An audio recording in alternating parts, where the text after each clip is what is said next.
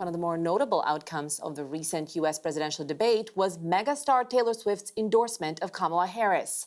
In an Instagram post following the matchup between Harris and former President Donald Trump, Swift told her more than 280 million followers the following: "I will be casting my vote for Kamala Harris and Tim Walz in the 2024 presidential election.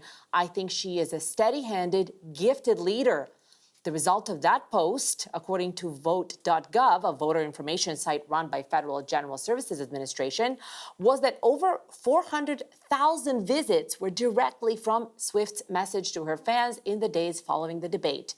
That was more than half of total visits.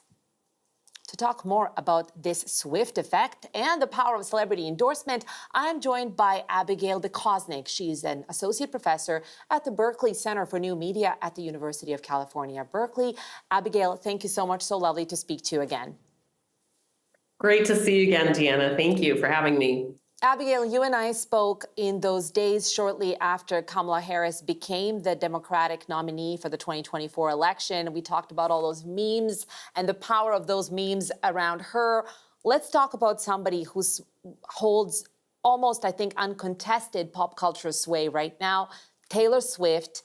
When you saw that post, I think that Taylor Swift's political leanings were hinted at, but not spelled out like that. When that post came up, were you surprised, and were you surprised that it had such a huge impact on driving traffic to the vote.gov?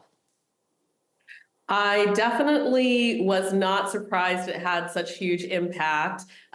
Taylor Swift directly addressed first-time voters when she encouraged people to visit vote.gov. So in her announcement, she says, especially if you're a first-time voter, please make sure to register to vote. And we know that Taylor Swift's fandom is mostly comprised of young women. And so I wouldn't be surprised if the demographics on vote.gov were teenage girls, 18, 19 years old, and a few years above that were visiting. So I wasn't surprised about that. I predicted that Taylor Swift would endorse for Kamala Harris, but she had been hanging out with famous Trump voter, Brittany Mahomes, just a couple of days before. So the internet was a little bit nervous, a little bit worried whether she would endorse Harris, but she did. She held true to her previous endorsements of Democrats.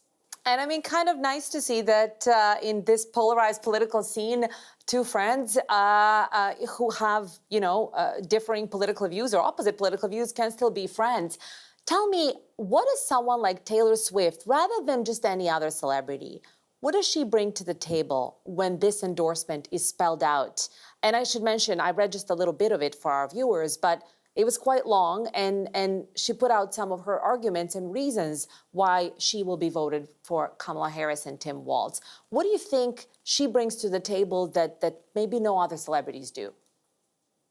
Taylor Swift's fandom is simply much larger, stronger, and more vocal than almost any other fandom organizing today. So Donald Trump has an extraordinarily vocal and active fandom, and Taylor Swift's is probably larger, probably louder.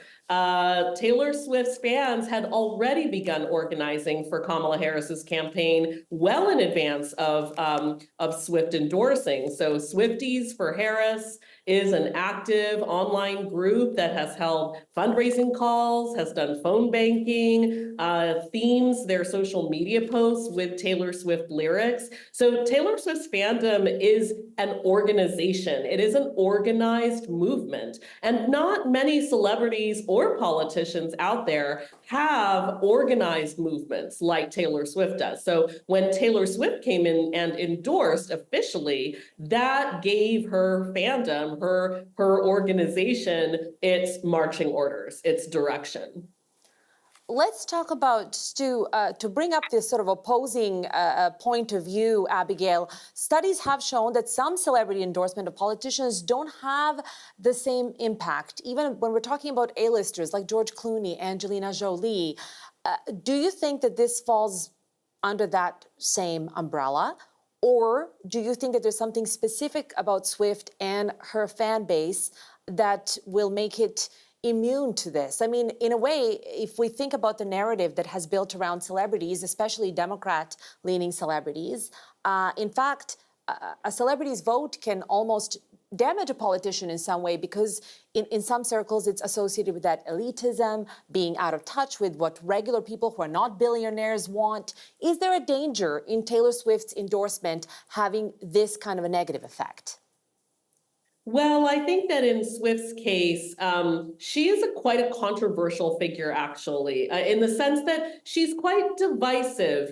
She has a tremendous, hundreds of millions of fans around the world, and also haters. I think that one thing about the George Clooney's and Angelina Jolie's of the world is that they're quite known quantities. They are Democrats inside of Hollywood. They are actors, and people have known who they are and what they stand for really decades now. And Taylor Swift is interpreted in so many different ways as sort of a white feminist, meaning like somebody who is only feminist when it's convenient for her, is one charge that's made against Taylor Swift sometimes. And then other people read Taylor Swift as an extraordinary, progressive, human rights oriented kind of person. So she is quite controversial. And in that way, her words, when she deploys her words towards politics, really make the news right away. They really set social media on fire right away because immediately people start debating, start interpreting what she's saying. So not every celebrity has that controversial sort of image where people want to take what they say and instantly parse it, argue about it, and talk through it and process it. A lot of Democratic celebrities, people just see their endorsements and go, yeah,